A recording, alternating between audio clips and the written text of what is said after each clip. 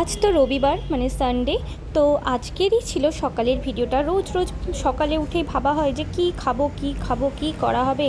তো ওটা ভাবতে ভাবতেই আজকে সকালের জলখাবারটা চলে এলাম তোমাদের সাথে শেয়ার করতে। তো দেখো, প্রথমটা দেখে বুঝতেই পেরেছো, এটা হচ্ছে সুজির আজকে চিল্লা বানাবো।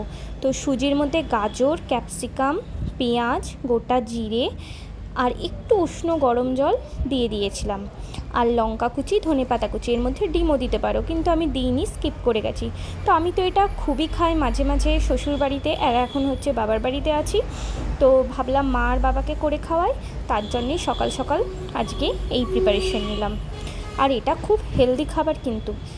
তো হেলদি ব্রেকফাস্টে তো এটা হয়েই যায়। তো দেখো, ব্যাটারটা করে নিয়ে একদম চাটুতে অল্প তেল দিয়ে জাস্ট চিল্লার মানে ব্যাটারটা দিয়ে দিলাম, দিয়ে হালকা নেড়ে চেড়ে একটুখানি শাঁকা করে নামিয়ে দিলাম। আর এইটা দেখো আচারের সাথে পরিবেশন করেছি। এগুলো আচার দিয়ে, সস দিয়ে, এগুলো দিয়েই ভালো লাগে, টক দই দিয়েও ভালো লাগে।